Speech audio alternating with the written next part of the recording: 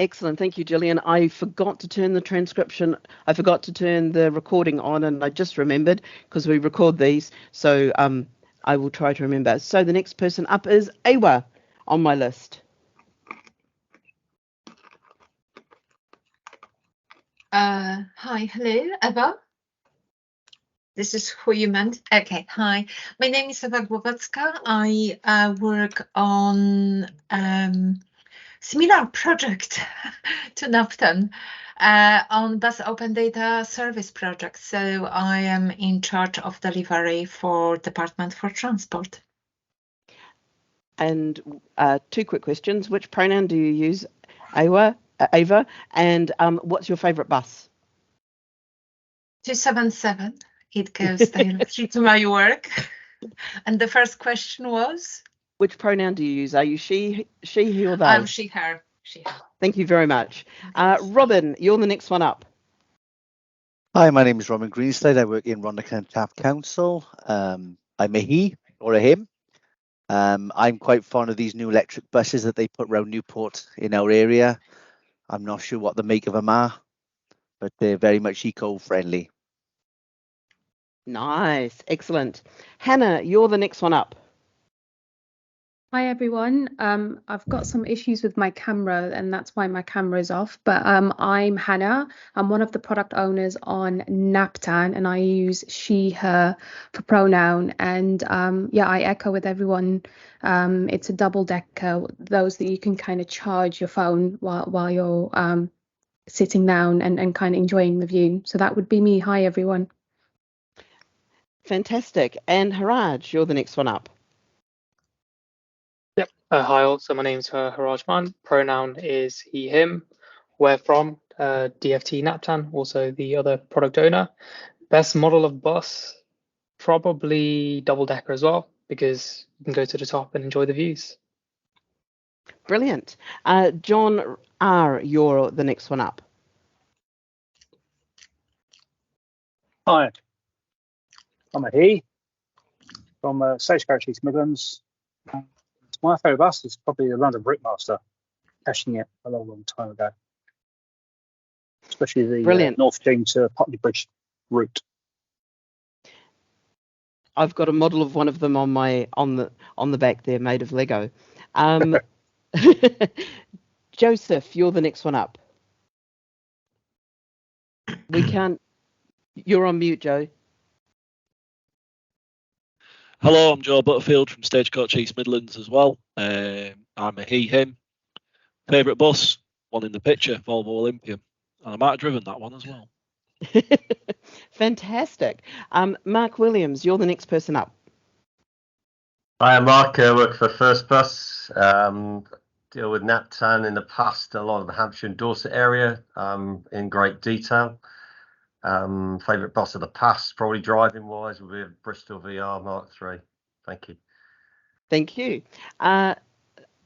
Shailesh Mystery. I'm not 100% sure which way around I say your name. You're the next one up, so feel free to correct me.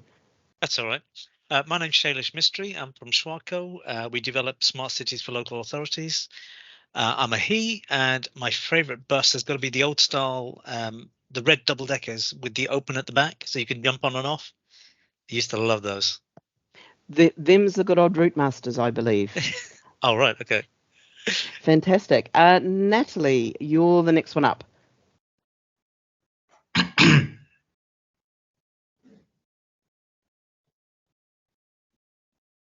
Natalie? I see you come off mute, but I can't quite hear you. No problems. I'll move on to Andrea Newman. You're the next person up. Oh, hello. Hi, I'm Andrea Newman, also from Schwarco, as Shailesh said. I'm a she, her, and my favourite type of bus is the new electric green buses that we have around Reading. Brilliant. I'm loving that we're all loving the electric buses. Norman, you're the next one up. Good afternoon from Maidstone in Kent. I'm Norman Kemp. I'm the owner of New Venture. We're a small bus company operating in the county. I'm too old for pronouns, and my favourite bus is a clean and punctual one.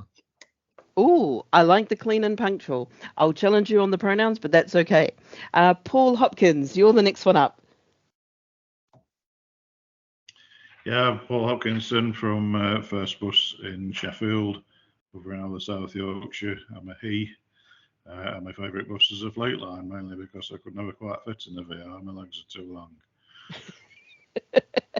Good to know. So is that as a passenger or as a driver, Paul? Both. Oh, right. So they're not even good for the drivers if you're tall. Never Ray. fit my legs on the steering wheel. Sorry about that. Ray, you're the next one up. Good afternoon. Ray Haywood, pronoun he, colleague of Paul's working in First South Yorkshire. Favourite bus, basically any open top double decker that's going along a nice scenic route.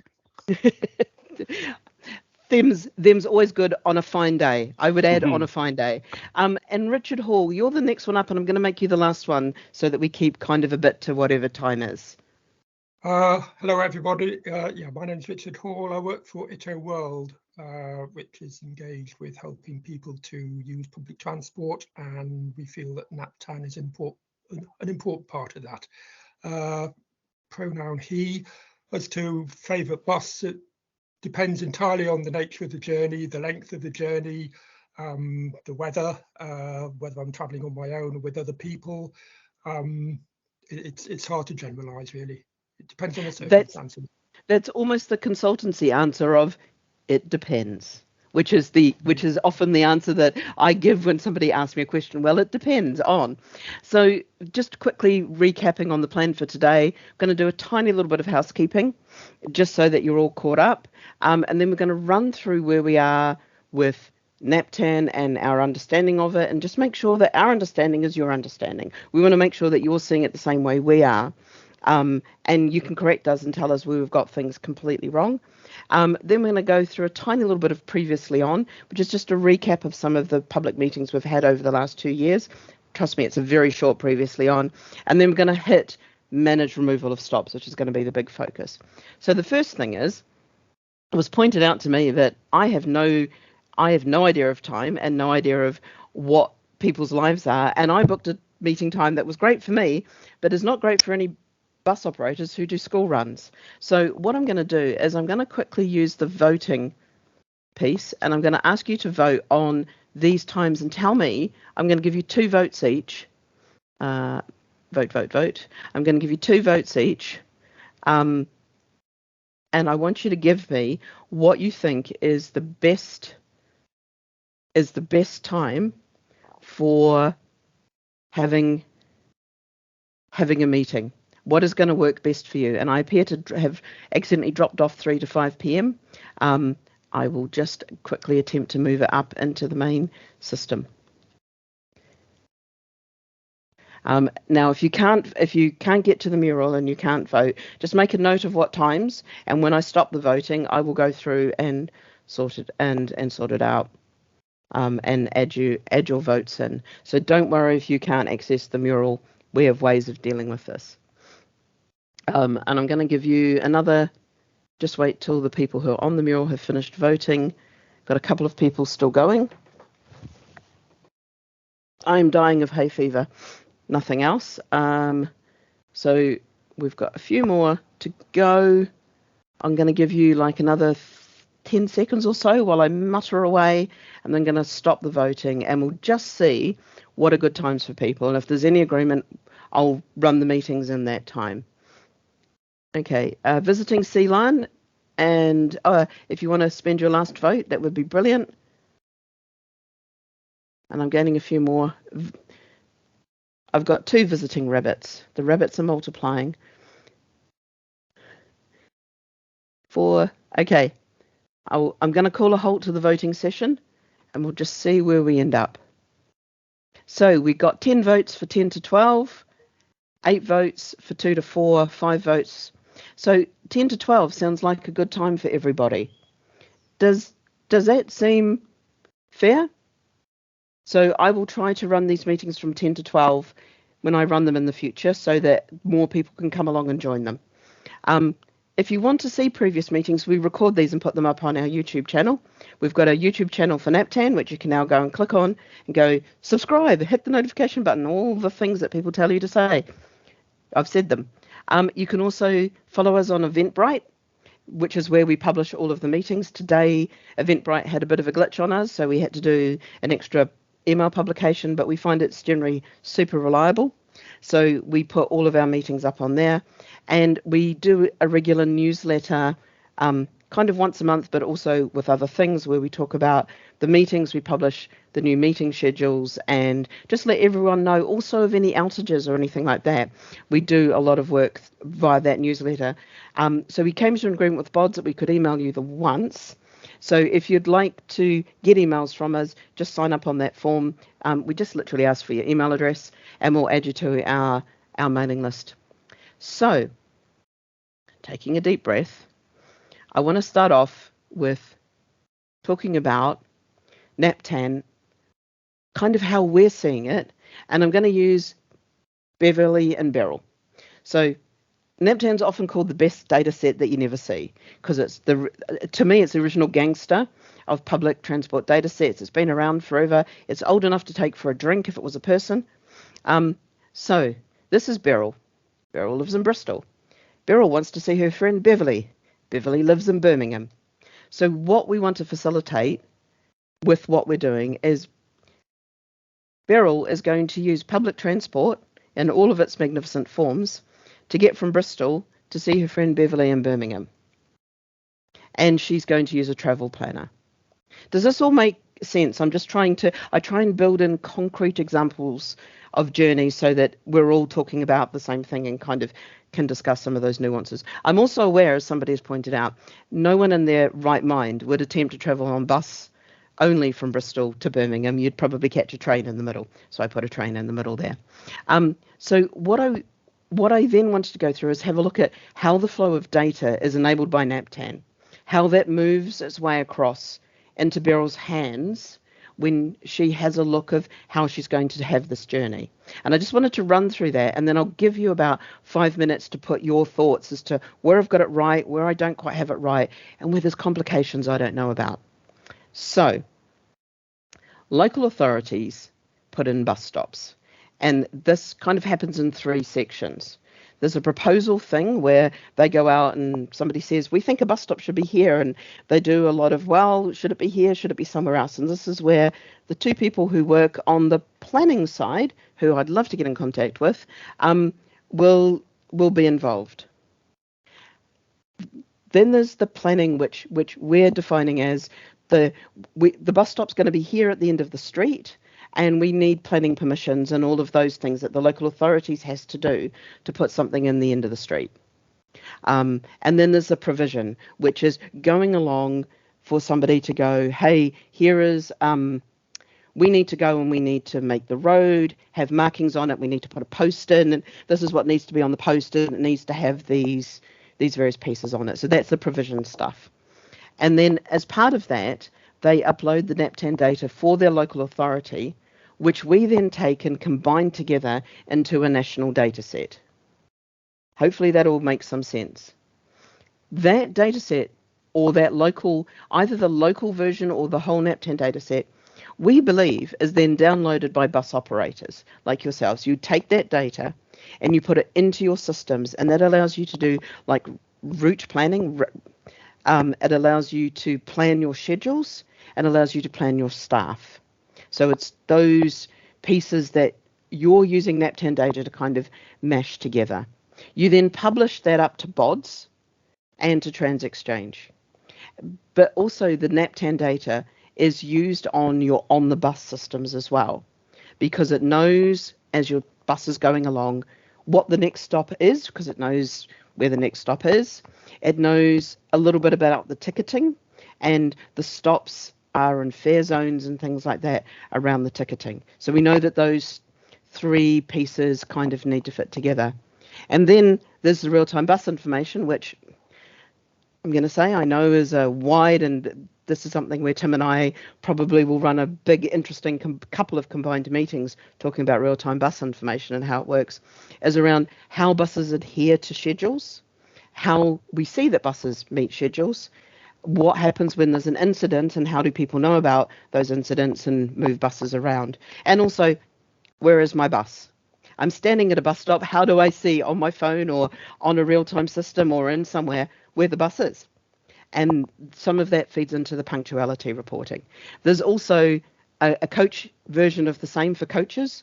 I've now created it to be NCDS, where coach operators do the same planning, they publish it, and then there's the same kind of schedule incidents, and whereas the coach. All of this information is collected together, pulled together in various ways, which is the NaPTAN's BODS, CNDS, rail, travel line, silver line, and other bits of data like the rail data market, etc. And these feed into consumer apps. Now, these consumer apps can be provided by a bus company, by a local authority, it could be Google, it could be Apple, it could be the travel line website. There's also printed timetables. Using all of this, somehow, Beryl catches the right bus in the right place at the right time for the right fare, which feels like magic when you try and describe it. So what I'm going to do is give you all like 5 minutes just to take those stickies that are off on the left and duplicate them, copy paste them, put them around and put anything where you think I've got it wrong or I've oversimplified it or I've not explained, I've possibly missed entire bits of it, because I really want to get your sense of how you understand this data flow. Does that make sense to everybody, what I'm asking? And if you've not got access to the mural, don't worry. You can watch what people put in, make notes on a notebook, and then when I come to reading through everything on the screen, if I don't read out a point that you need to make, just call it out and we can take it through. Does that make sense to everyone? I'm going to put a timer on for 5 minutes, starting now. You should also be able to double click and that will create a sticky note if people are having trouble copy and pasting. Thanks, Haraj. I forget that that's another No way worries. around the murals. And hi, Nicholas. You've just caught us. I'll catch people up because I'm giving people 5 minutes to give us some feedback. We've just gone through and we're at the flow of data enabled by NaPTAN. So above I've described Beverly trying to get to see her friend Beryl trying to get to see her friend Beverly. I've forgotten which way around it. Beryl trying to get to see her friend Beverly using public transport. And I've tried to spell out how the flow of data goes across the different systems. So if you've got thoughts of where things are not quite right, I'd really love you to grab one of the stickies, double click, put them in. You can create them. You can do what you need with them and just move them around and let me know where I've not quite got it right.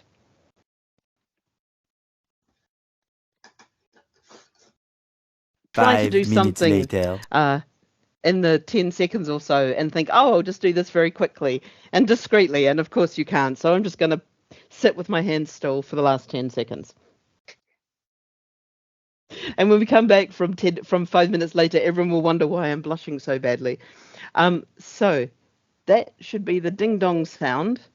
So let me go through and find all of this from your perspective, because this is going to be really fascinating. So let's start off with this one here. I'll start off with Hail and Ride because it is something Tim, I was about to message Tim and say, I've got Hail and Ride planned for the next couple of meetings and we'll catch up and plan them together. And hopefully Tim will give me a thumbs up or vocally tell me yes, that we will discuss Hail and Rides because they are more complicated and we need to get them in right. Just remember that not all bus stops are identified. In rural areas, they have no indicators, flags, etc. Sometimes just a gateway, a lot put in for school services, open to the public, and then they get left in the system when no longer used. Excellent points. I have, since starting this, I have discovered that in many places a bus stop is literally a patch of the road where you wave at a bus and the bus stops for you, which I think is brilliant. We are going to tackle in this how we get rid of those extra stops. So that will be really interesting to get your feedback on that. And also, I'm aware that school stops is a question, and we're getting some policy answers before we come back and answer that a little bit further. Hopefully that helps make sense of that. Stops still missing despite NaPTAN being in place for quite some time. I didn't know there were stops missing. I knew that we have a lot of extra stops, but I didn't know that there were stops missing. So I think that's a really good point for us to have a chat on. And if that person who left this note could leave a note in the chat of their email address, me, Haraj, and Hannah will get in touch and have a chat and find that out. I'm just trying to read what the crab has written. If you could move your mouse away, that would be brilliant. Thanks, Nicholas. We have some issues whereby the Highways Authority do not inform the transport team that a stop has moved, so NaPTAN locations could be out of date. Appreciate this is an internal issue. That's a really good point, and that's one of the ones that we want to figure out, because the bus people will know the stop has moved, because you'll be driving along and suddenly notice that the stop isn't where you expect it to be, and your buses are stopping in a slightly different place. So how do we get that loop of feedback happening? How do I get information from you and your real-time systems that in these cases a bus stop's been moved by another part of the local authority? Localities, the NaPTG data that makes searching for stops and journey planner actually work. Is this that it doesn't work now and you'd like it to work, or it does work now and you'd like us to make it work better? No, it's that it does work. It's just it wasn't being mentioned in the context of NaPTAN. NaPTAN's always regarded as the fundamental data set. NaPTG is actually your base layer. It's really simple, but without it, journey planners don't function. Totally, and thank you for that. I was trying to simplify the world and just talk about NaPTAN data, but it's completely fine. NaPTG is there, and we've got some work set for the future on looking at making NaPTG better, because in places it's not being used so well, and also ensuring that the gazetteer is structured really well and it's going to work for all journey planners, and also journey planners understand how to use it and understand what it's there for. Some records in NaPTAN provided by DFT, e.g. rail stations, ferry terminals. Excellent. We have a whole set called, we call them centrally managed stops. I want to look at, should we hold those? If you, for example, if you're Manchester, what's got trams, should you have to tell me when you move a tram stop, or should I just give you the right to move a tram stop in your locality or in your area? And that's a huge question that we're trying to investigate and look at. It's got better, but there's still a lot of inaccuracy in terms of geolocations of stops.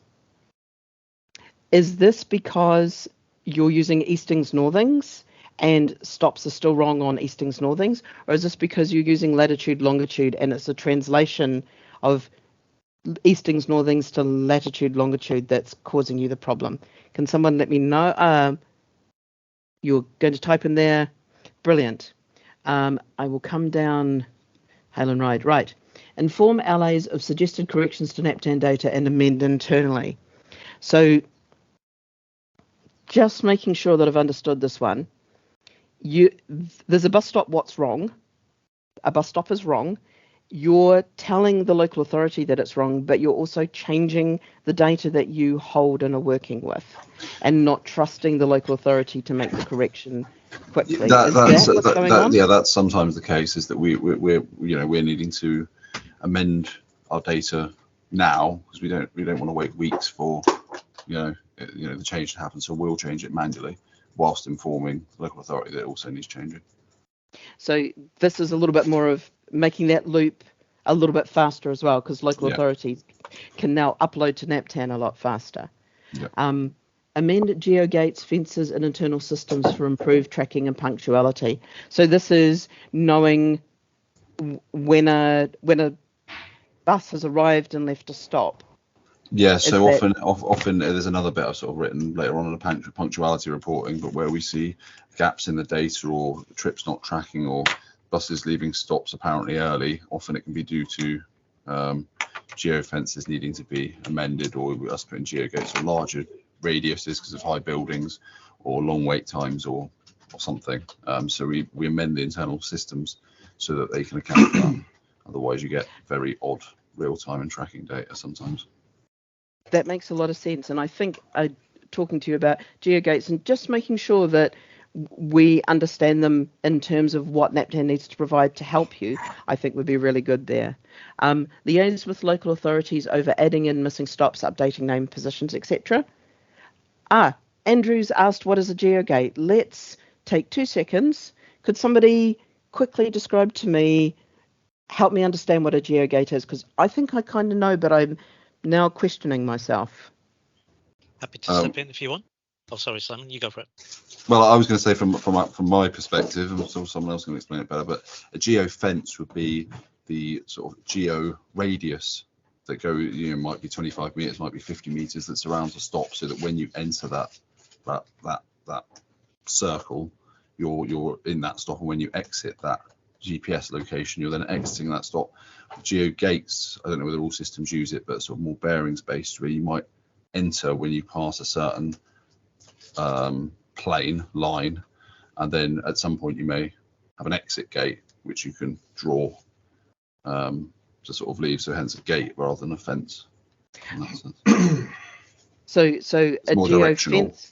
a geofence is like a circle, so it's if I enter the circle or leave the circle in any direction. Yes. Whereas a gate is more, I come in this way and then I turn and go out this way, and that's much more how you see a gate. That's how I see it. I don't know if someone else wants to jump in and describe that.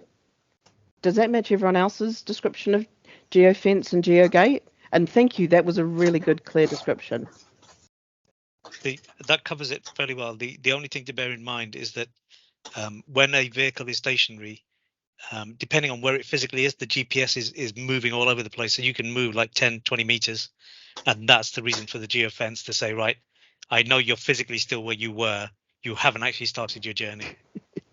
Right. It's that weird thing of sometimes when you've got your phone out and your phone has you spinning around in circles and you're literally standing still, you just happen to be near a tall building or something. It's a similar. So if a bus is waiting for a long time and it's got tall buildings, the likelihood is the GPS is going to bounce around a fair bit. And the other thing is whether you're using the bearings or geo gates for the directional reasons, you may pass a bus stop in one direction, but you're actually serving it on the other side of the road when you've gone round a roundabout and come back. If you just use don't use a bearing and use a geofence for that, then you're entering the GPS location of the stop and exiting it before you've actually arrived. That's a really good one. I like that one. I might draw that one up as one of my questions. Nicholas. Just a further point on that as well. Can you hear me? Yeah, got you. Just a further point on that. With ticketer systems as well, and I don't know if this applies to any other ticketing system, but we use geofencing around stops to activate our tap on tap off technology, so that when a bus enters the geofence area, the reader and the ticket machine automatically update to tell the driver where they are for passengers that are boarding, but also secondly for when passengers are getting off, it's correctly charging them to the correct stop, rather than, say, if it was in the wrong location, then they might have been charged too far or too little. That's really good, and that's another interaction there that I think we need to be aware of and be mindful of when we're thinking about these. So thank you for that. I think I'm gonna detail. Part of me is thinking in the future we'll pull out some of this so that we understand what NaPTAN needs to make that work really, really well. And I see this has come up with this orange one of essential features of NaPTAN records are stop names and precise locations. I think it's also your ACTO code numbers is important, and possibly your NaPTG SMS codes, but I'm going to ask questions about that in the future. Moving across. Suitable names, abbreviations where there is a character limit, e.g. RTI screens and ticket print fields. So this is why I think we've got common name and short common name. And it'd be interesting to see how users are using common name and short common name in these different places, and just ensure that we're all thinking of it in the same way, as well as the data producers from the local authorities are thinking of it in the same way. Nothing on that. Right, coming across. Affected by zones of no signal. So where is the bus? If the bus for some reason is under a bridge or through a tunnel or something and can't tell the GPS where it is, it's kind of like, bus be somewhere. Also, by the sounds of it, if bus is sitting still for a long time, it's very much bus be somewhere inside this zone and it appears to be hyperactive. Is there anything else around no signal? Actually, cool. Actually, more rural. Of course, yes.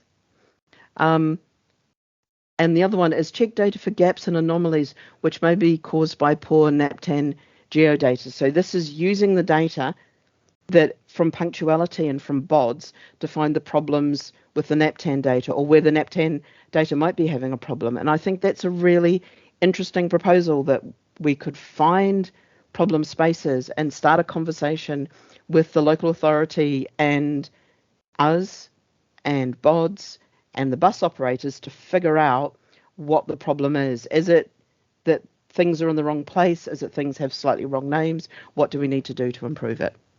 And that all gets through. Fantastic. So we've done our first bit. We're kind of sticking relatively to time, which is good. So I'm just going to pop up here and go. So one of the things that we did previously on, this is literally quite a bit of work to arrive at these couple of definitions. So we went through a lot of questions of what is a bus stop. Coming from another country and being based in London, I had a very definite view of what is a bus stop, which looks like a London bus stop. I then discovered that bus stops are not like London bus stops outside of London. So we did a lot of questions of the local authorities, of the people who produce the data, of what is a bus stop, and we came up with the definition that a bus stop is where the bus stops. Now, that may sound very reductive, but it's actually just super clear. A bus stop is where the bus stops to pick up passengers, to drop passengers off as part of a depot, but it's that purposeful stop is what a bus stop is about. Now, for a non-hail and ride, for a marked stop, or a stop that is a custom stop in a particular spot, it is measured as a 1 metre by 1 metre square, centred on where the passenger needs to stand to get the bus. So there was a lot of discussion about accuracy. 1 metre by 1 metre is what the Eastings Northings should be. Then the question came is, where do you centre it? Do you centre it on where the bus goes, where the front of the bus is, where the pole is, where the shelter is, all of those things? And the agreement was we will measure it from where the passenger needs to stand. So the passenger will know that if they stand within this box, when the bus arrives, that should be about where the door is. That should be about where all the things are that they need. Then they don't need to stand 10 metres that way or 50 metres that way. They're standing here to catch the bus. And where it is represented in Eastings Northings, it will be translated into latitude, longitude using the Ordnance Standard Survey standards and tools. So Ordnance Survey have a translation tool that takes it from Eastings Northings to latitude, longitude. And that's one of the things that we're looking at, as to if people are using latitude, longitude, are you getting that right translation? Are you getting things that have been translated correctly from systems? And if you're only getting Eastings Northings, how can we give you tools or help you get tools that do that translation correctly for you? So previously on NaPTAN, we also had to do a little bit of work. What is a coach? Pardon me. So a coach carries multiple passengers on the road, and the driver is responsible for loading and unloading the passengers' luggage. They are different mechanical and legal vehicles from buses. A coach cannot have a baby and a pram on board. A bus can. There is a distance limit on bus routes, 50 kilometres because it's an EU limit, and coaches use TACO for driving hours. Buses use drivers' running timetables. One of the outcomes of this meeting was its coach references, which was a part of the NaPTAN dataset, and the nationally the centrally controlled 900 coach stops have been withdrawn from NaPTAN because they are no longer required. Now, we still have this data. If you turn around and tell me, oh, this is blowing my mind, this is data that we absolutely needed, please let us know and we can easily put it back in. But we have withdrawn it from the NaPTAN data set back in 2021, I believe. No, 2022. We withdrew it. We also had a huge discussion, number of meetings around what is precisely and accurately a bus stop. So we confirmed that all local authorities are delivering eastings northings to the correct precision. We concluded the best point to measure a bus stop is where somebody needs to stand. We've looked at the ordnance survey calculation, and there's a link through there which hopefully Haraj will post in here for how to do this. Tony, I've just seen your note. Haraj, you won't be able to grab it. I've just realised. I will get grab it, it in a Doris. moment. Yeah. Yeah, no worries. I've just seen your thing about short common name fielders blank stops for your local area. If you could let me know what your local area is or what your LA is, we can start a conversation on how we make sure that short common name is filled out and what you would use it for and where it would be really useful to you. We started some conversations on street versus schema because we know there are some kinds of stops and some combinations of stops that can't be represented legally in the schema at the moment. For example, we know in London that there are areas called marked hail and ride. So they're hail and ride areas where all of the street furniture, all of the street light poles have been marked that this is a hail and ride area. So it's a marked hail and ride area, but according to the schema, you can't have a marked hail and ride area. So this is why we're calling it street versus schema. We want to understand how we manipulate the schema to represent the street so beautifully. So we create a really nice digital double, because I don't want to say it's a hail and ride that's not marked, because it's obviously marked, and we want to make it easy for people to understand what they will see at a bus stop, what kind of stop it will be, how they would find it, and what actions they need to take. We did a bit of a roadmap feedback, which led us on to the archive service. So I'm going to take a breath. We've got an hour and a bit, so I'm going to take a deep breath. Pause there. Are there any questions that anyone has before we launch ourselves at managed removal of stops, which is no longer called an archive service, and there's an explanation as to why that happens as well.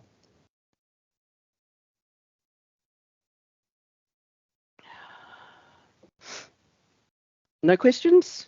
Oh, I see a hands up. Mark.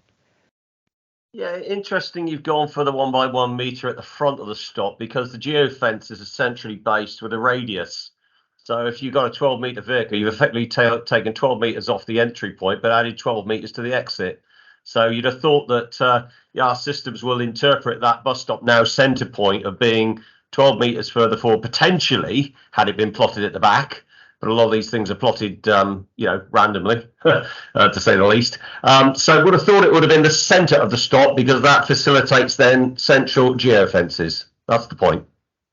That's really interesting, because one of the things, and it sounds like we need to have more of a discussion on this, because one of the things that came up is we want to make it as easy as possible for Beryl to know where to catch her bus to go see her friend Beverly, and understanding what that means for somebody who might need sight assistance and things like that. So centering it on the passenger seemed like the sensible thing from local authorities' point of view, but it's interesting that it might not work so well for you. So I think that is an area that I'm happy to go back and discuss some more and really get this nailed down, so that we have bus stops that work for everybody. Because I don't want to make your life harder. Yeah. It's the unintended consequence, isn't it? But yeah, thank you. No worries at all. This is why I want to start this super engagement with bus operators, because we need to get our heads around it. Right. Sorry for coughing again. So what I've got here is a version of a service that we want to put in called managed removal of stops. You'll understand why it's called that in a moment. And I'm going to talk you through it at a high level, and I'll pause in a couple of places and get you to give me feedback on those pieces and let me know whether or not I'm asking the right questions and I'm thinking about the right things. So the goal of this entire process is to ensure that NaPTAN data is validated, up to date and accurate. Because if NaPTAN no good, all of our public transport is no good. All of our public transport data is running off something that's no good. And we think that we can get NaPTAN data. Mint. Chef's kiss. Beautiful.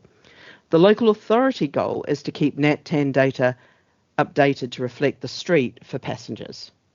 So that's the local authority goal.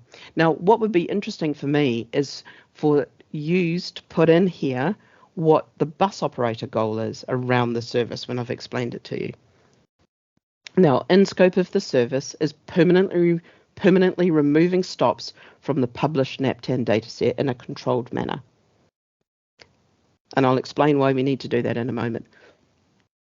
Out of scope at this time, permanently removing an NPTG record, there's a couple that we need to get rid of, permanently removing a stop area, permanently removing a field from NaPTAN, changing the status modification options in NaPTAN and NPTG, changing street versus schema representation of stops, and addressing the invalid data for status modifications in NaPTAN, which is a whole separate piece. And then I've done a quick dictionary. Just to very quickly why this is called managed removal, is archive and deleted are defined back to front to what a lot of people assume that they are, but there's also two archived statuses already. There's two versions of archived that are used within the way people talk about it for NaPTAN. So I've gone for managed removal just to describe what this is. We are taking something, putting it in a box and firing it into the sun is effectively what we're going to do. So I've also done a quick sidebar on the type of stops to remove. And there are three types of stops to remove.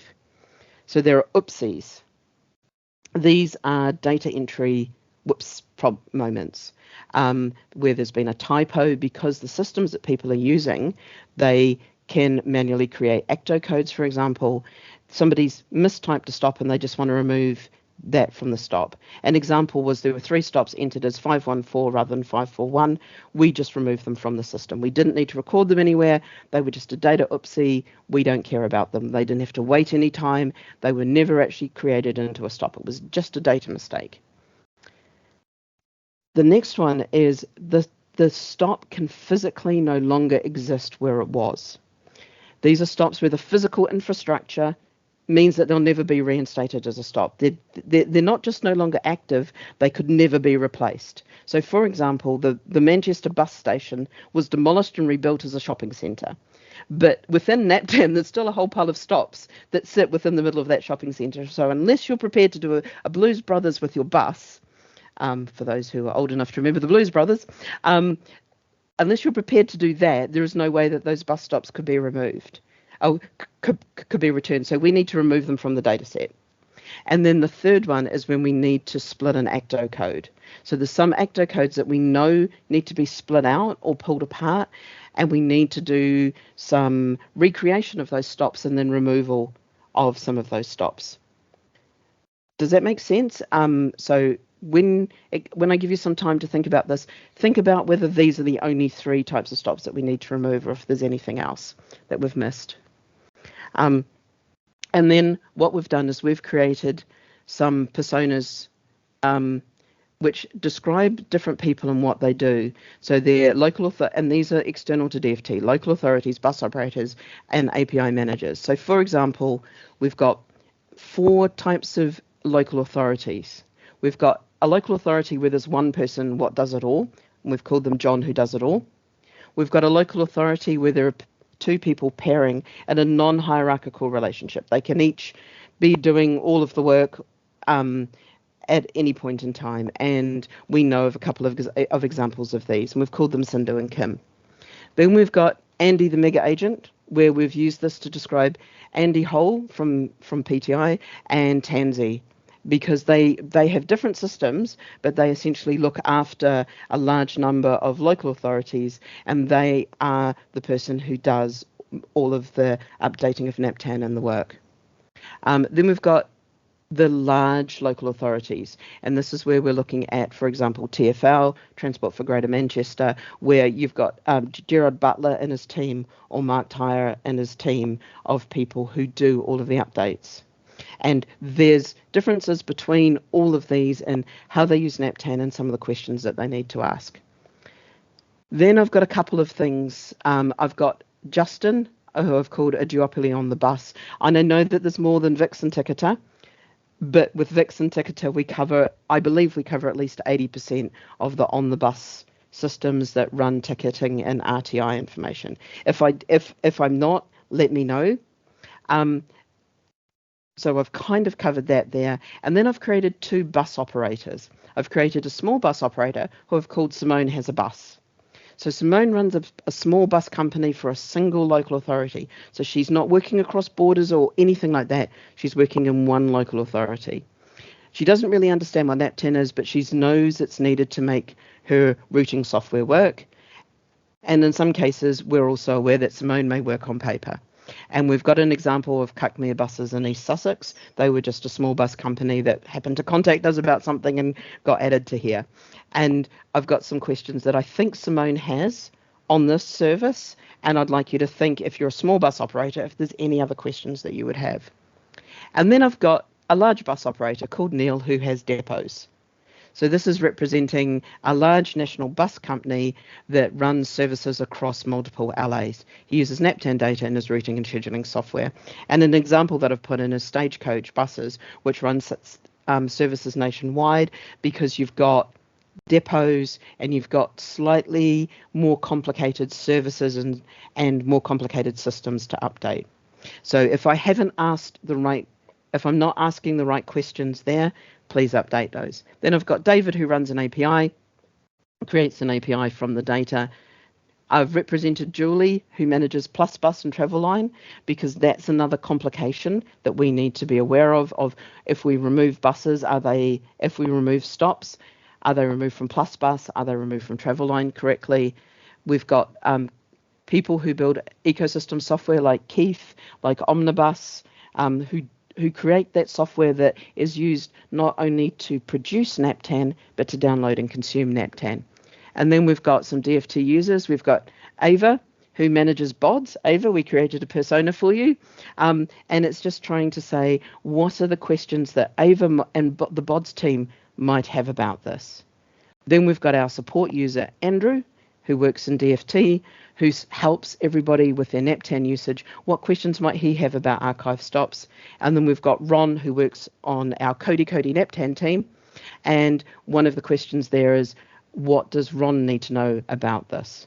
So I'm going to give you like 2 minutes to have a read through of those users and think about whether I've asked the right questions. And I'm especially looking at useall for Simone, who has a bus, and Neil, who has depots. Just think about which one most represents you, and have I asked questions that you would like to know about how do stops get removed from the systems. So hopefully some of you know how to get stickies in there. I will drop a couple of stickies here that you can use, and I'm going to I'll give you 5 minutes and we'll see how we go. But if you can focus on those 2 users, but also have a look up on the types of stops to remove, that would be so useful and so helpful. 5 minutes later. And that should be a nice little sound that sounds like an airplane bing bong. So I'm going to start off with talking about the local authorities. There needs to be a definitive role in charge of NaPTAN, and I would say this has to be the LA as it is at the moment. Their role needs to be receptive to requests from operators, etc., but overall NaPTAN should reflect what is happening on the street at the point in which a passenger interacts with a bus service. I really appreciate that, and I appreciate the clarity of which that's spelled out. Let me scroll across. Here we go. Right. So this is looking at somebody who is an agent. A what's changed in my NaPTAN report would be helpful. I think that's a really nice idea, and thank you for that. Ultimately, the local authority, it's their data and their statutory, I can't pronounce that word, responsibility. However, they may obviously hold the agent culpable for many problems. And I think that is a relationship, something that we can do a little bit to help out with, but I don't know that there's going to be a lot that we can do there. We've got a question here. Can an archive stop be brought back to life? We've found a stop that exists in real life and buses use it, or do we have to create a new stop? That is a really interesting question. So I will cover that when we get to the next piece where I've sketched out the service, but I think that is a really, really good question that we're trying to answer, is can you resuscitate an archive stop? Or an archive stop is a stop that is deader than dead, Jim, and we've fired it into the sun, Jim. An archive stop needs to be retained to prevent old APTO codes from being recycled, like old car registration numbers. Perfect. That's exactly the information that we needed, and that's something that we're trying to cover off and do. So we've got Simone. Not quite in scope. That's totally fine. Can LAs be certain that small operators keep BODS up to date? That's a really good question, and we'd love to help understand and make life smoother for everybody, because I also believe that if you can get the NaPTAN data easier, you can make your BODS data easier, because NaPTAN is the core of some of that. Small ops generally use paper registration so the LA can hopefully accurately plot their services. So this piece of paper, and the small operator is saying, I'm running between these stops, and the local authority helps them plot those stops and BODS. I'm hoping that I've understood that correctly. We at ComMiniBuses CT. Oh, fantastic. Thank you. We at ComMiniBus CT struggle to get access to BODS tools and get LA to assist in publishing the data. There are some IT interns willing to develop a system for us, but it seems there's a little help out there, as everyone thinks the default option is using off-the-shelf products, which don't always suit our operation. That's really good, because this is what Tim Rivett was talking about before, around that innovation around open data. So one of my hypotheses is that if we give you some of the basic tools of how to manipulate the data or how to understand the data set, you can get people to do these things. We can give you some of those starter for 10 tools. Or do we need to build a really, really basic system for you that allows you to do some of this that you can then take away and extend on? So there's some interesting questions to explore there. We also operate hail and ride sections in some rural areas. Could we look into ways in providing info for passengers? Hail and ride is definitely something that we've got on our list. Hail and ride flex and demand responsive transport are similar-ish kind of problems to solve, and I know that Tim, I'm putting you and me on the line here. You and I are going to have to combine and do something together to get a lot of the understandings between the local authorities and the bus operators and kind of join this up into a thing that works really well. Active and inactive stops used to be called active and deleted, so you can reactivate a stop that's inactive. Yes, that's true. However, it's being used in a way that's not clear, so we can't disambiguate between those, pull them apart, make sense of them within the data. The same things are being used sometimes to describe different things between LAs. So one LA might be marking stops as inactive something, and other stops are marking them as inactive in something else, but they're meaning the same thing. So we're trying to figure out the best ways of understanding these so we can see, for example, there's active pending. What does that actually mean? And who's using it? And should they be using it? And should less people be using it or more people use it? And we'll get onto that in a moment where we talk through the data. An example would be using the OmniMap software, which is used to plot routes and add intermediate stop timings. The software allows for the NaPTAN data to be updated so new stops are added, relocated stops updated, etc. However, old stops are not removed by the update, so have to be done manually. And there's no way of seeing a stop that has been deleted without checking elsewhere. We would need to be notified by the stop owner that a stop can be removed from the service, and also for it to be removed from the software. So hopefully with that, what I'm planning on doing and what I'm planning on getting us to build will solve this problem for you. That's what I'm hoping. I can't put a time on it, but I can say that that's what I'm aiming for. Confidence in data input by local authorities, e.g. recent example where lat long have been transposed so locations were incorrect on a map. This is the sort of data inaccuracy that we want to be able to think about, and think about how we can make that it easier for people to see those data quality issues, and if people can see them, they can then fix them. Perhaps LAs need to be instructed to undertake some NaPTAN housekeeping to ensure the current data is accurate. That's an interesting viewpoint, and I think a lot of the local authorities, because they have statutory obligations, they've been doing some house cleaning, but it may not have been of the fields that you need cleaned up. So I think that's a really interesting discussion to have as to what bits of NaPTAN data is still a bit dirty and fluffy and not quite clean, and what stuff is sparkling and pristine and like mint. Best solution, have a Google Map view and pinpoint directly where the stop needs to be, view type of thing, the terrain filter. That's really interesting because I can use that, and I've been using that to show people where the stops are not coming up accurately, where the eastings northings is bang on, but the latitude longitude is out. And when you drop your pin and you look at the street view, from the camera view, you're not seeing the stop where you should. It's up the street or down the street or in the field or somewhere else. And this is one of those things where there's some translation that's going on that we want to understand where it's going a bit wrong and find ways of helping people fix it. In some cases, staff have needed to go to a stop and get coordinates in person because GSV is out of date. GSV? Is that the GPS system? Or is something new so impossible to use GSV? I think they're referring to Google Street View there. Ah, great. Great, thank you. So GSV is Google Street View. Thanks, Raj. Let's move up. Can I link valid stops to a route based on existing data? I would hope you can, but that's a really, really good question to ask of an API system. There are lots of reasons why stops may be reused after they are no longer regularly used, particularly when they still physically exist. And that's one of the reasons that I want to pull apart what's a stop, what's there that's not being used, and what's the stop that is no longer there and should be fired into the sun in a data sense.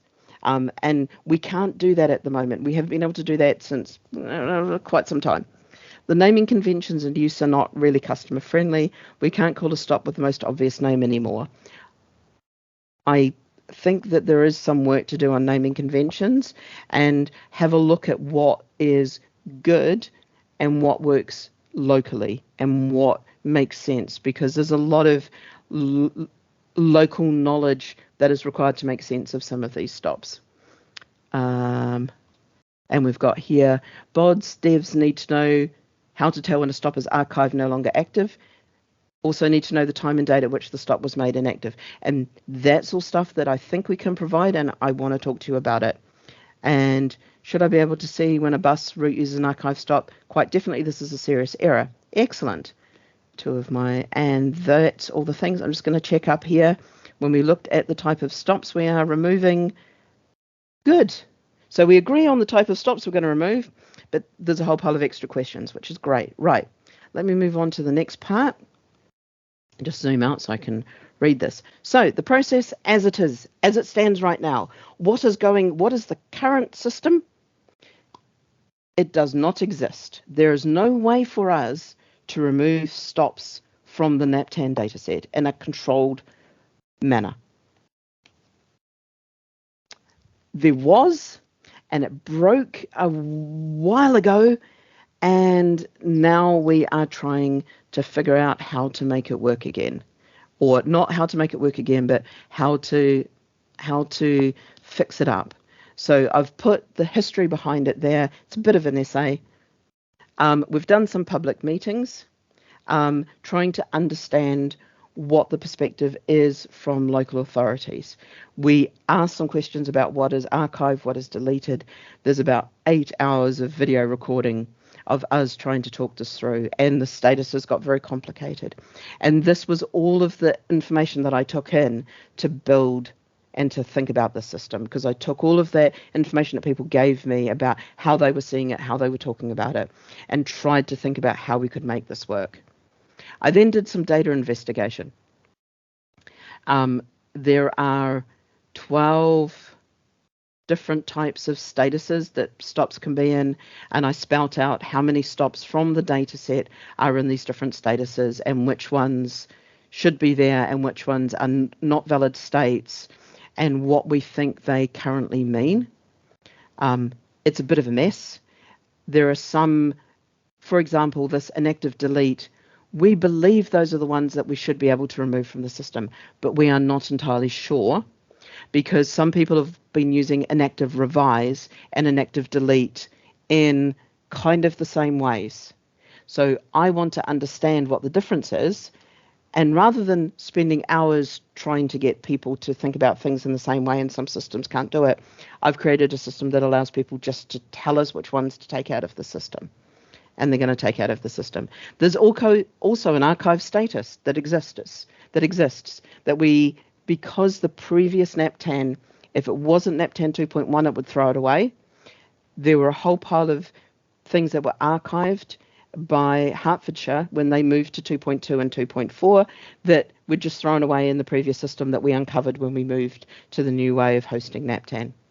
And I've also talked about the removed as and not migrated to NaPTAN. There's about 6,500 stops that were not migrated across to NaPTAN, and we're going to hunt through those and just confirm that there's nothing in there that should not have been removed, that was sitting, we did actually at that point remove the stops we should have removed.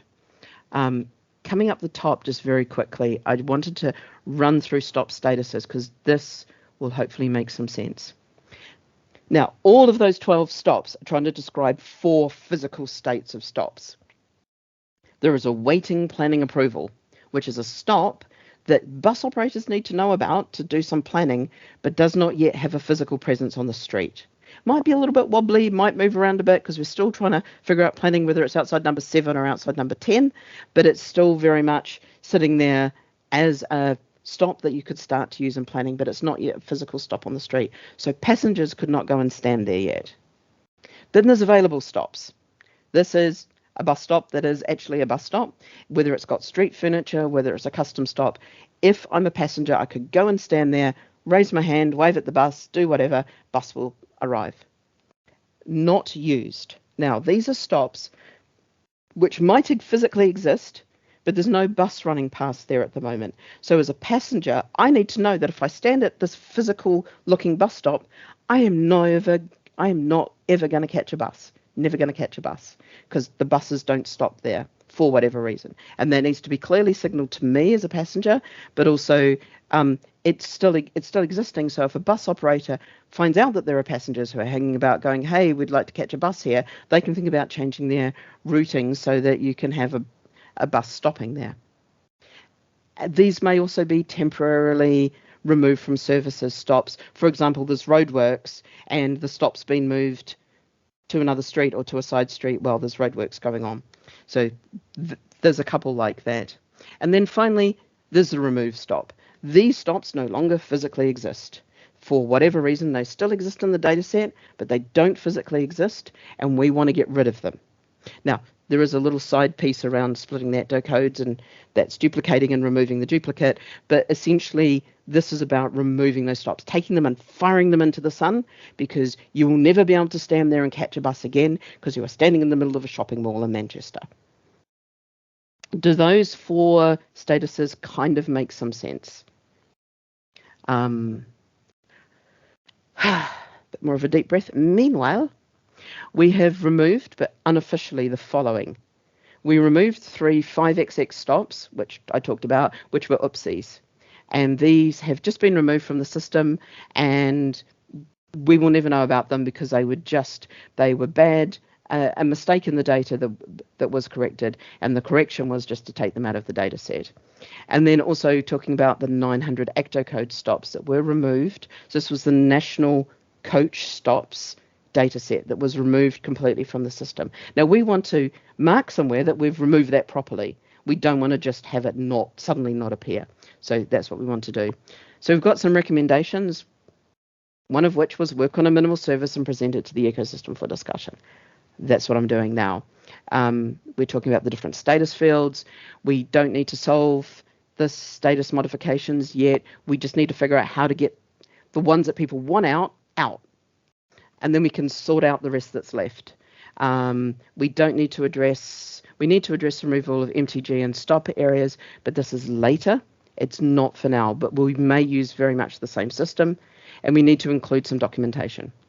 There's an investigation plan. We did a public meeting. This is this bus operator meeting. We're going to do some more consultation with BODS. We're going to do some more consultation with Travelline. And we're going to do some public email campaigns. So sign up for the email because you'll get more information about this as it rolls out. So now I've got time. I'm going to run through the process really slowly and really simply and try and explain it. And this is what we think the service should do.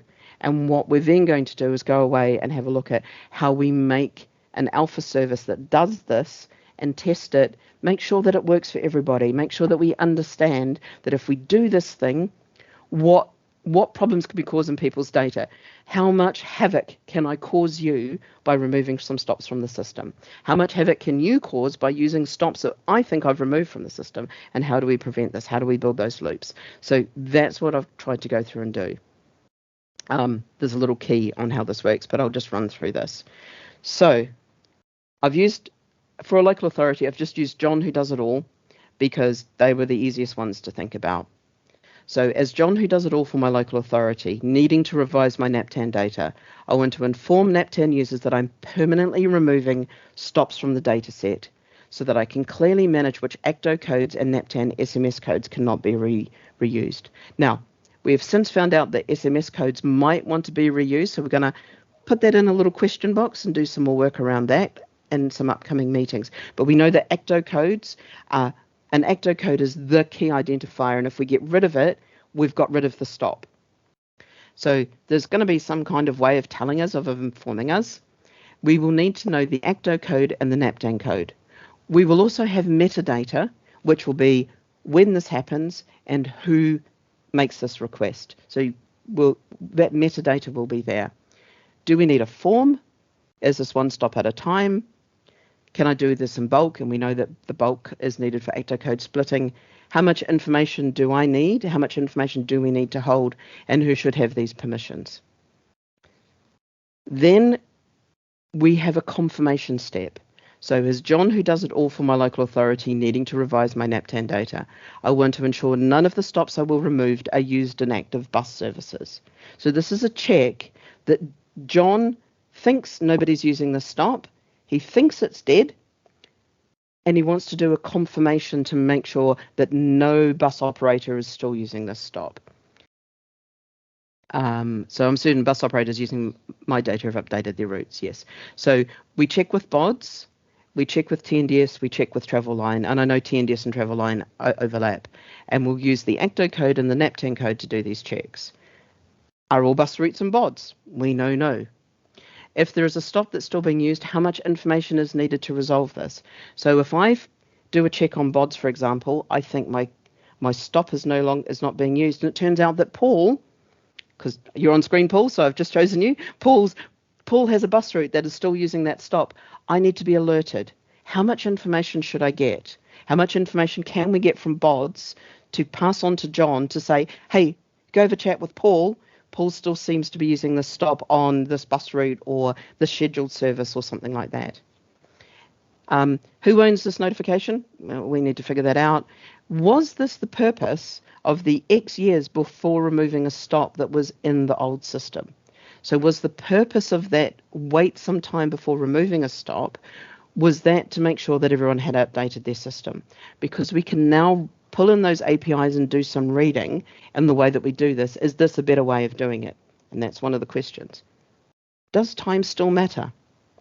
Do I have to have not used that stop for a certain period of time, or could I just say, this stop be dangerous, roads changed, whatever, stop gone, let's just remove it from the system. What about stops that are not bus stops? That's a big problem that I've got to go and figure out. How do you remove a rail station? How do you remove a tram stop? How do you remove a ferry terminal? How do you remove a taxi rank? Big questions to answer. And we need to include the travel line feed, which was a note. So that's that confirmation step. So we're saying that we want to remove a stop, and then we're doing some kind of confirmation off with the systems where bus schedules are published to make sure it's not being used. And then John receives confirmation it's not being used. Fantastic, mate. You can go and delete this. So as John, who does it all for my local authority, needing to revise my NaPTAN data, want to enter a stop into the managed removal list so that I can remove it from my data set. So we're essentially taking a list and creating it of all of the stops that have been removed from the system. So the remove will confirm that the check is complete, ACTO code, NaPTAN code. Do I receive confirmation? Yes. We need to confirm that you can now go and remove it from your local systems. Can I view the list of stops? We think you should be able to. Can I now remove it from my data set? This should be part of that confirmation. What happens if I don't remove the stop from my data set? You're going to find out in a moment. And who should be notified that this is done? That's a really interesting question, not just for John, but should we tell Paul if Paul runs through that area? Oh, by the way, here's the stops that John's removed from his system. Here's stops that you should make sure aren't in your systems. And then a couple of weeks later, John goes to publish his new updated. He's gone and he's removed the stops, fired them into the sun. So what do we need to do? So as John, who does it all for my local authority, needing to publish my NaPTAN data, I want reassurance my data set has only valid ACTO codes and NaPTAN codes so that I can ensure bus operators and my local authority can plan their routes. So I need to, when I upload, I need to check against the managed removal stops that there's no stops that are in that managed removal that I'm trying to publish, because that would be a bad thing. Because I've said this stop has been fired into the sun, put in a box and fired into the sun, and now I'm trying to republish it. So what we want to do is alert John that that's happening and say, you've got to go and take the stop out. He will provide us the full NaPTAN XML on one of these two schemas, and we'll figure out what he needs to see. And then we've used Neil, who has depots, as any of the NaPTAN consumers. As Neil, who has depots, ensuring my bus routes are all valid, I want to ensure that NaPTAN data I use has no managed removal stops so that I can publish my services easily to BODS. So I download the NaPTAN data, I download it in whatever format it comes. How can I confirm my NaPTAN data has no managed removal stops? Do we need to reassure you? How can we reassure you that all of this checking has gone on and what date it happened? And a bigger question is, should I only be able to download the active stops, or should I download the awaiting planning stops and the active stops? Or should I be able to download the awaiting planning stops, the active stops, and the not used stops, but definitely the removed stops are out of the data set? I've tried to summarize it here in a sentence. NaPTAN publishes a set of remove, don't use stops. These ACTO codes and NaPTAN SMS codes cannot be used by LAs for any stops. This is used to check future uploads in the NaPTAN dataset. And the future work is we publish an XML of available stops only.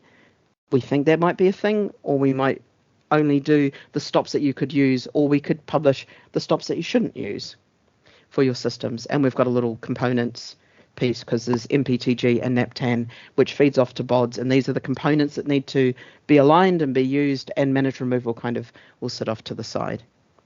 So that's a run through at lightning speed of the service. So what I'd like you to do is look at that process there, have a think about how that would work for you. Is there stuff there that you're like, no, this is a complete red flag? What I'm looking for is your red flags. Those moments where you're like, this would just break my system, this would break me, this would make these things not work. And I need you to give me that information, if you can, if you'd like. So I'm going to give you 5 minutes to do that, and then we will come back and talk some more. 5 minutes later. So there's just over a minute and a half left. I wanted to remind people that we are talking about bus stops that are physically no longer there for whatever reason. Using the example of that Manchester, because Mark Tyra has come to me and said, I have 7,000 stops to remove. And the big example that he gave was the bus station that is now a shopping mall. So we're talking about removing stops that you can no longer physically stand at. We're not talking about stops that are not used. We're talking about stops that have been completely decommissioned in the physical world. We just have a data ghost hanging around at the moment. Those are the first ones that we're going to look at for this. Does that change anyone's thinking on this? Kind of putting that little bit of clarity around what a removed stop is. It's a stop that doesn't actually physically exist anymore for whatever reason. 5 minutes later. Seeing some of the questions, I'm also thinking next time we run through this, I'll put up some concrete examples of stops, and then we can all be talking about whether the stop is a removed stop and who would need to know about that. And I think that would be really useful. And I'll do that next time we run through this, because I get a sense that we'll be running through this at least one more time. So let me dive on in and look at some of these questions and make sure I understand them. So a lot of stuff comes in pairs. So checks need to be put in place to prevent boarding but not able to alight on the return journey. Do both stops get deleted, or is there a suitable alternative? So this is a really good one, because I also think there's a little bit of nuance around removing thank you, around making sure, because in some systems that pair will be in a stop area, and in some systems they won't. So there are some systems that do need both pairs to be in their own little stop areas for various reasons. So we're going to see what happens when we take them out, and I think that's a really good point that we can have a look at of if we remove the stop from one side, do we need to remove the stop from the other, or is the street turned into a one-way street and the other stop, the stop to hop off is now 2 streets over or 1 street over that way, and it's thinking about, again, putting in those concrete things. A bus stop that had a shopping centre built in it can surely be removed without forms and consultations.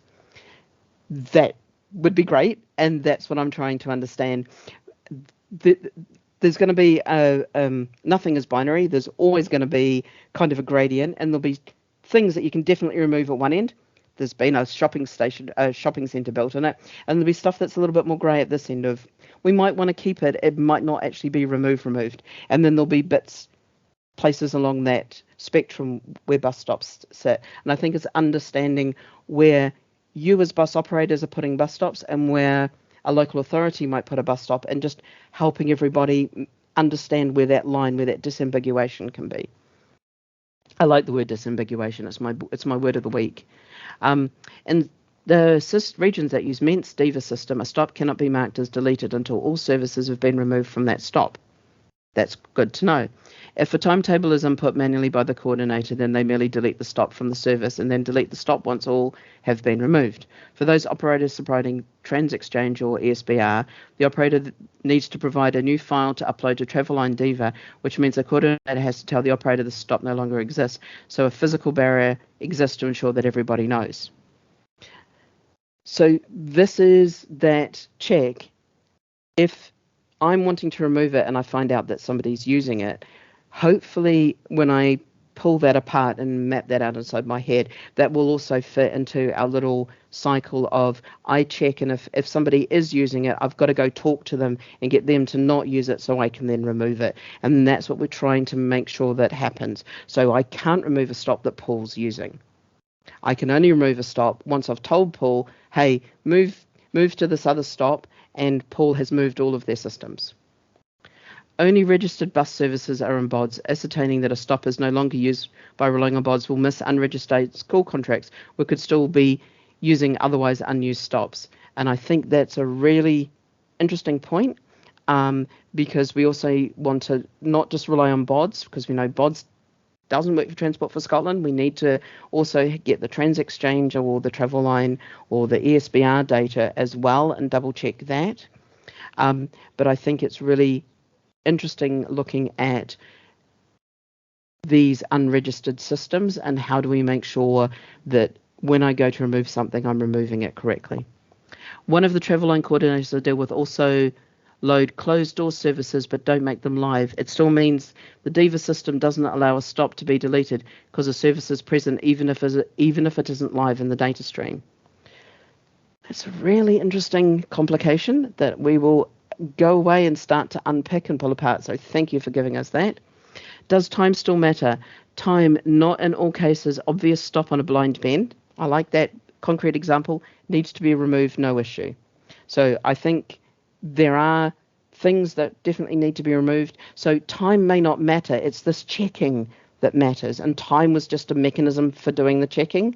And if we can do the checking in a more programmatic way using APIs and doing some data matching of our data sets, we can come up with ways of telling people and making sure that you can't try to remove somewhere that is being used. Yes. There seems to be no mechanism to consult operators. Are you planning to use the stop in the future? To use it for diversions? Is it used by special services, school works, etc. that aren't registered? If so, it may point to a stop that may be used in registered services in the future. That's a really good point. And I'll go away and think about how we would build this in, or if this is something that we say to a local authority, John needs to have done this before he even considers starting on this journey. This is something that should happen in the before time, and we can put that there, or we can have a look at this. What we're trying to do, like I said, is use some data matching to get rid of this time function. Yes, remove stops should be flagged for bus operators so they don't build services to them in BODS. Info should flow through from NaPTAN, and yes, it would be valuable to see where they are taken from NaPTAN. That's great, and that's kind of what we want to do. Send a list of proposed stop removals to stakeholders in advance, e.g. bus operators who run buses in the area around the stops about to be deleted. So this is a really good point, although it might be a future point because there's a lot of stops that people want to remove now because they've been stuck on the system for years. And I think somebody in the previous meeting gave an example of somewhere where there's bus stops and there's a whole pile of deleted stops that just pop up everywhere and they can't get rid of them from the system. Those are the ones that we want to get rid of. Just those annoying stops. Let's clean the data up. Let's create a mechanism so we can clean the data, and then we can start to find these ones that people are like, oh, well, actually, this stop has not been used for a while. We think we should get rid of it. Let's let people know. But if we can get rid of all the ones that we know are duff, know are bad out the system, that's going to really help a lot. Here's another one. Operators may wish to receive inactive stops on a new service. Revive an inactive stop on a new service. Absolutely. And I think it was a comment like that that has made me stop and think about what is an inactive stop, and that created this little, pardon me, running back over here, this sidebar on the stop types and talking about awaiting planning approval, available, not used, and remove, and just trying to understand what status and which ones we're talking about. And here we're talking about the definite remove. So they're either going to be duplicates because we're duplicating the ACTO code, or they're physically not there because, quite frankly, we built a shopping centre on top of the bus station. So we just need to get rid of these ghosts. So what's the time? I need to double check that. Okay, so we've got about 15 minutes. I'm doing really well. I'm impressed at my timekeeping. Is there anything here that is causing anyone super concerns? Do you want to, and the other question is, do you want to be involved in moving this forward? Is this kind of conversation what you want? And that's why we have a little feedback corner. So I use this a lot on a lot of the meetings. What I'd like you to do is think about this meeting, the last 2 hours that you've listened to my voice get hoarser and hoarser. Think about what gave you joy. What was good and useful about this? What has been great about this conversation? What frustrated you? What was not good and useful? What went too long? What was too short? What topic didn't we touch on? And what made you sad? what things were missing that you wanted to have seen that should be happening. So just have a think of those. And then there's also a contact corner there where you've got email addresses for Haraj, for Hannah, and for myself, and also for the shared NaPTAN mailbox that goes into the support services. And I'm happy to take any feedback or any commentary or any thoughts that anyone has on anything that I haven't touched on. Di. Oh, yeah. It was more a thing that certainly in my area, which is obviously a lot smaller than a lot of other local authorities, we talk to our operators, and there's actually a very good relationship between, there's an issue with this bus stop or whatever.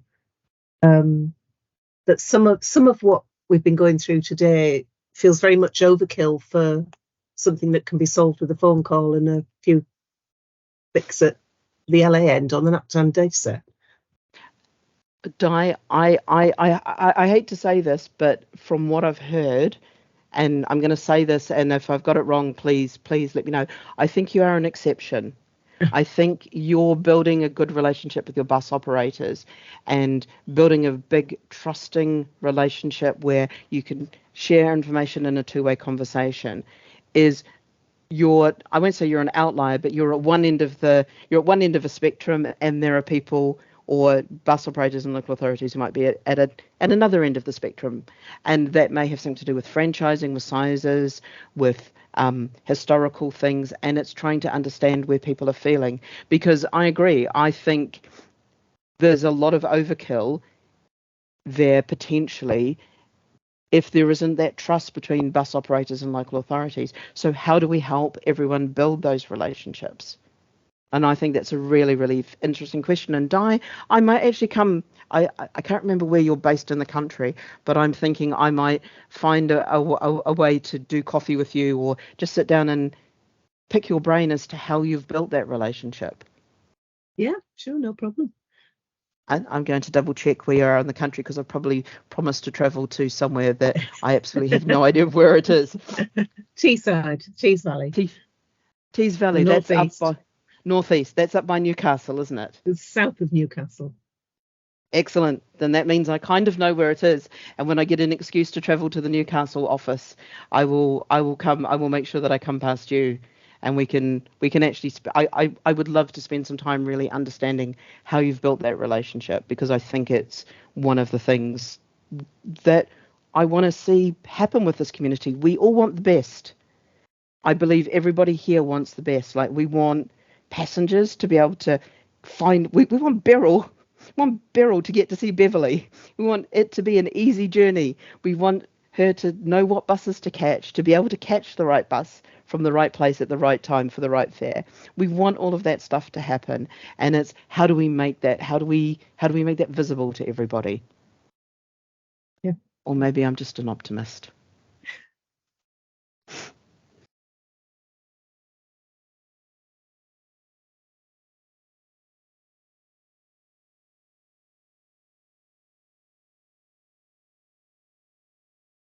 I think that's I'm loving that really long green one, because I think that's a really good point. And maybe that's one of the things that we need to ask people for, is not just what stop are you removing, but why are you removing it? So that it makes it really clear that you should only be removing them stops that are never, ever, ever possible to reuse because the road has moved, or we've built over the bus station, or something else has happened. The road is now one way, and the bus stop that was originally serving the other way of the street can no longer exist, and it's now 3 streets over. So take this stop away. We need to make it really super clear, and I think that's a really good point, and that was an assumption that I was making, that everyone would understand what that was. So we'll take that into how we build the service and how we put guidance and guidelines around it.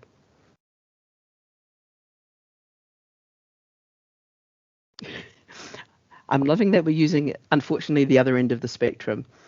I think that's really good. Is there a contact list of who in the LA is the principal owner of the NaPTAN database? That's actually a really, really interesting point. So, given that NaPTAN is a public data set, we need to be careful of how much data we make publicly available. But one of the things that I think we've got in our list of things that we might look at in the future is some kind of way of contacting the right person, because we don't want to publish people's names because publicly available, PII information, not allowed to do so. But we could make a way that you could contact, you could say, for this LA, I want to talk to the person who's primarily responsible, and we can facilitate an email going off to them. So that's something that I've got a hypothesis that might work, and we'll think about how we bring that to you. There is a need to encourage LAs. Oh, thank you. There is a need to encourage LAs to engage more enthusiastically in NaPTAN, difficult in the light of constantly reducing budgets and staffing people with the necessary knowledge.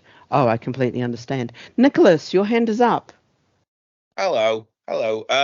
Just to make a point on the contact list for the NaPTAN owners, in the Southwest region, that's something we actually get a standard. Part of what we have is between the local authorities and the operators is we have a system of data validation, and one of the things we get is a weekly or so list of how all our data is sitting, so that if anything needs to be checked by the operators, then we can do so. But part of that, what we also get is a list of who is responsible for each area, not only just the coordinator, but also the NaPTAN stop owner. So I don't know if that was something that any of the other regions did, but I know that some travel line regions have disbanded, so I assume some of that's gone down by the wayside. But in terms of the Southwest, that's something we have, which is kind of kept, it's not public, but it's kept internally within the main contacts, such as myself, that Andy Hull provides to the authorities and the operators concerned. So I don't know if that's something that maybe other regions might need to take up or do something similar. Nicholas, I was about to ask, are you working with Andy? And and so that's totally brilliant. Yes, I agree with Haraj. I think we should sit down and have a conversation with you and with Andy and have a look at how much work this is for Andy from his system. Is there ways that we can help other people do these good behaviours? Because one of the things that I also believe is all of the local authorities, there's 100+ people who are working on NaPTAN in the local authorities. I know there's 147, but Tansy and Andy look after quite a few. There's about 100 people, and some of them, everyone has different ways of doing things. And I think it's really interesting to share those best practices, to share those ways of doing things and go, actually, if we do something like this, it helps out our bus operators, it helps out this, and it smooths some of this over, which is why talking with Andy about how he works with you and how you work with Andy is going to be really great, which is also why talking with Di about how they've built, or how she's built a relationship with the bus operators in her area and kind of working that through. I think it's going to be really, really fascinating. Yeah, I mean, it's one of the things that we regularly do is we have a steering group, we have a board group, and even some of the local regions. Incidentally, the meeting that I was hot-footing across from this morning was with our Hampshire coordinator, and Andy was also there. So and along with some of the other operators, and these sorts of things are things that actually do get brought up. I think that's great to know, because I think for me, communication is key. For me, it's finding ways to consult, to give people a chance to kind of give their feedback and look through things and kind of go, actually, there's a complication you haven't considered, or this is great, but only in this kind of really rare circumstance, and you need to look at something else. So I think it's really good that there are areas, but I also am aware that with travel line going from various places, or travel line regional pieces going, some of that coordination is gone, and everybody's under financial pressure. I'm not going to sugarcoat it, because why? There just is such financial pressure on everybody involved in the system. Like all the LAs are working on the smell of an oily rag. All the bus operators are working on the smell of slightly oilier rags, but maybe because you've got oil on your buses. But there's nobody who's got a lot of extra resources at the moment. So how do we make some of this stuff happen on shoestring budgets, or as tightly as we can, as minimally as we can, make something really valuable from that minimal effort? Cool.